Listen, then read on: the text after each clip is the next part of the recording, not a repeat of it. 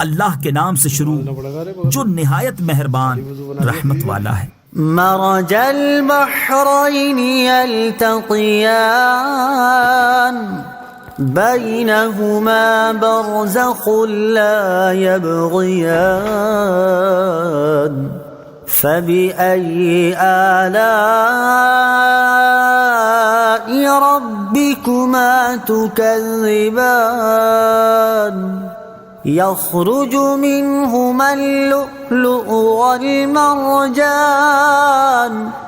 فبأي آلاء ربكما تكذبان۔ ترجمہ: اس نے دو سمندر بہائے کہ دونوں ملے ہوئے لگتے ہیں، ان کے درمیان ایک آڑ ہے کہ وہ ایک دوسرے کی طرف بڑھ نہیں سکتے، تو تم دونوں اپنے رب کی کون کون سی نعمت کو جھٹلاؤ گے؟ ان سمندروں سے موتی اور مونگا نکلتا ہے، تو تم دونوں اپنے رب کی کون کون سی نعمت کو جھٹلاؤ گے؟ مرج البحرین، اس نے دو سمندر بہائے۔ تفسیر صراط الجنان میں ہے اس آیت اور اس کے بعد والی آیت کا خلاصہ یہ ہے کہ اللہ تعالیٰ نے میٹھے اور خاری دو ایسے سمندر بہائے کہ دیکھنے میں ان کی سطح آپس میں ملی ہوئی لگتی ہے، کیونکہ ان کے درمیان فاصلہ کرنے کے لیے ظاہری طور پر کوئی چیز حائل نہیں، لیکن اللہ تعالیٰ کی قدرت سے ان کے درمیان ایک آڑ ہے جس کی وجہ سے وہ ایک دوسرے کی طرف بڑھ نہیں سکتے، بلکہ ہر ایک اپنی حد پر رہتا ہے اور دونوں میں سے کسی کا ذائقہ بھی تبدیل نہیں ہوتا۔ حالانکہ پانی کی خاصیت یہ ہے کہ وہ دوسرے پانی میں فوراً مل جاتا ہے اور اس کا ذائقہ بھی تبدیل کر دیتا ہے۔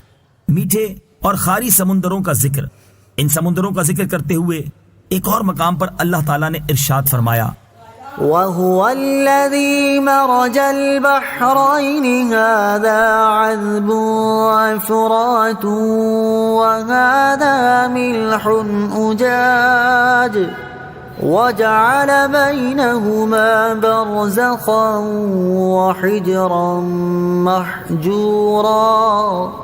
ترجمہ: اور وہی ہے جس نے دو سمندروں کو ملا دیا، ان میں یہ ایک میٹھا نہایت شیریں ہے اور یہ ایک کھاری نہایت تلخ ہے، اور ان کے بیچ میں اس نے ایک پردہ اور روکی ہوئی آڑ بنا دی، اور ارشاد فرمایا: وَمَا يَسْتَوِي الْبَحْرَانِ هَذَا عَذْبٌ فُرَاتٌ سَائِغٌ شَرَابُهُ وَهَذَا مِلْحٌ أُجَاجٌ وَمِن كُلٍّ تَأْكُلُونَ لَحْمًا۔ اعلیٰ حضرت کی کس کس کلام کی بات کروں اور کس کس عشق رسول کی طریقے کی بات کروں۔ اعلیٰ حضرت ایک جگہ لکھتے ہیں، ہم اور آپ بھی مدینے جاتے ہیں، مگر اعلیٰ حضرت کہتے ہیں رضا تو مدینے تو گیا تھا، مدینے کے کتوں کو دیکھا ہوگا، ان کو پیش کرنے کے لیے تھوڑا سا دل کا ٹکڑا بھی تو کاٹ کے دے دیتا نا۔ دل کا ٹکڑا، ہاں دل کا ٹکڑا کٹتا تو کیا ہوتا، جان چلی جاتی نا۔ اے رضا تجھے مدینے کے کتوں سے اپنی جان اتنی پیاری ہے؟ کہتے پار آئے دل بھی نہ نکلا، دل سے تحفے میں رضا ان سگانے کو سے اتنی جان پیاری واہ۔ اے رضا تجھے اپنی جان اتنی پیاری ہے، اس قدر آپ کا عشق رسول تھا۔ اللہ اکبر، خدا سگانے مطیبہ سے یہ مجھ کو سنوا دے کہ ہم اپنے کتوں میں تجھ کو شمار کرتے ہیں۔ کیا لیول ہوتا ہے۔ بہرحال اعلیٰ حضرت اب مدینے جاتے ہیں، سوچو سب کو رلا کر سب کو مدینے کا راستہ دکھانے والا جب خود مدینے پہنچا ہو، مدینے کے بارے میں اعلیٰ حضرت کے اشعار تو پڑھیں، بلکہ جب مدینے جایا کرو تو ان کے کلام ساتھ لے جایا کرو۔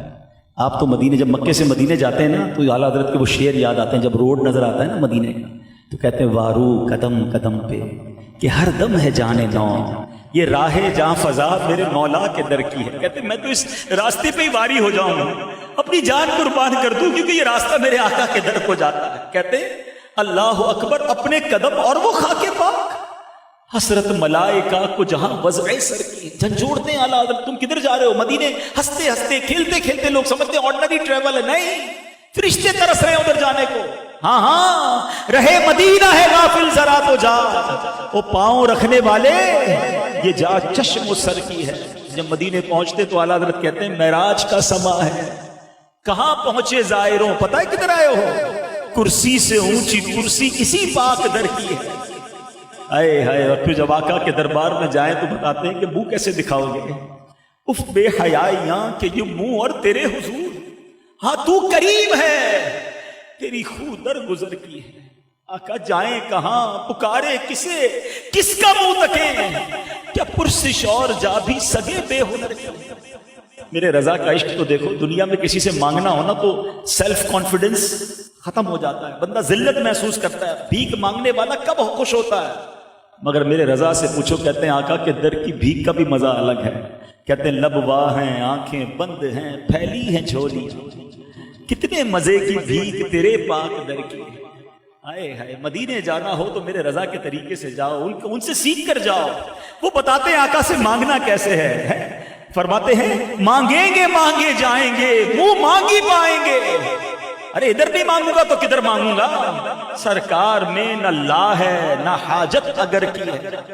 نبی یہ پاک تو کسی کو منع نہیں فرماتے نا، واہ کیا جود و کرم ہے شہ بطحا تیرا، نہیں لفظ نہیں، سنتا ہی نہیں، مانگنے والا تیرا۔ حضور آپ سے تو جس نے جو مانگا آپ نے عطا کیا، ابو ہریرہ نے یادداشت مانگی آپ نے وہ عطا کی، حضرت ابو قتادہ نے اپنی آنکھ واپس لگانے کا کہا آپ نے وہ عطا فرمایا، صحابہ آ کے بارش مانگتے آپ وہ عطا کرتے، حضور آ کر کہتے بارش رکوا دے آپ وہ عطا فرماتے، حضور جس نے جو مانگا آپ نے دیا، غلام بھی آیا ہے خیرات لینے آیا ہے، حضور میری بھی جھولی بھر دیجئے، سبحان اللہ۔ ایسا عاشق رسول جو آج بھی ہمیں رلا رہا ہے، جو آج بھی ہمیں تڑپا رہا ہے، جب خود مدینے پہنچے ہوں گے تو کیا عالم ہوا۔ اب اعلیٰ حضرت جب مدینے پہنچے نا تو آپ نے تمنا کی کہ اب نبی پاک کا جاگتی آنکھوں سے دیدار کرنا ہے، رسول اللہ کا جلوہ دیکھنا ہے۔ سیدی اعلیٰ حضرت سنہری جالیوں کے سامنے پہنچ گئے، ساری رات درود پاک پڑھتے رہے۔ ایک بات یاد رکھیے گا، عاشق رسول کو آزمایا جاتا ہے، چیک بھی کیا جاتا ہے، ساری رات درود پاک پڑھتے رہے، زیارت نہیں ہوئی۔ اعلیٰ حضرت تو اعلیٰ حضرت ہیں، اب انہوں نے قلم اٹھایا، عاجزی کے ساتھ انکساری کے ساتھ تڑپ کر ایک قصیدہ لکھا۔ آپ کہتے ہیں کیا لکھتے ہیں، اس ہوئے لال ہزار پھرتے، تیرے دن اے بہار پھرتے، ہر چراغ مزار پر قدسی کیسے پروانہ وار پھرتے ہیں۔ اب اس کا بھی اندر ایک نکتہ ہے، یہ کون دیکھ سکتا ہے، ہم بھی تو گئے مدینے، ہمیں تو کوئی نظر نہیں آیا، مگر کوئی دیکھ رہا ہے نا کہ دیکھو نبی پاک کے دربار کے ہر چراغ پر کتنے فرشتے گھوم رہے ہیں، کہتے ہیں ہر چراغ مزار پر قدسی، دیکھو کیسے پروانہ وار پھرتے ہیں، اس گلی کا گدا ہوں میں جس میں مانگتے تاجدار پھرتے۔ یہ منظر تو آج بھی دیکھتے ہو نا، مدینے جائیں تو کبھی ایک صدر آ رہا ہوتا ہے، ایک وزیر اعظم جا رہا ہوتا ہے، ایک صدر آ رہا ہوتا ہے، سب کیا کر رہے ہوتے ہیں، ہاتھ باندھے ہیں، فقیر بن کر آتے ہیں، اس گلی کا گدا ہوں میں جس میں مانگتے تاجدار پھرتے، لکھتے گئے لکھتے گئے، آخر میں کیا انکساری کی، کوئی کیوں پوچھے تیری بات رضا، اے رضا تیری بات کس نے پوچھنی ہے، انکساری کر رہے ہیں، تجھ سے کتے ہزار پھرتے، تیرے جیسے تو بہت ہے نبی پاک کی بارگاہ میں آنے والے، اے رضا تیری کیا ویلیو، تجھے دیدار کرنا ہے، تیری اوقات نہیں۔ اللہ اکبر، ویسی انکساری کی نا، سبحان اللہ۔ تو اللہ کے حبیب علیہ الصلوۃ والسلام نے سیدی اعلیٰ حضرت کو جاگتی آنکھوں سے اپنا دیدار عطا فرمایا، یہ ہے اعلیٰ حضرت۔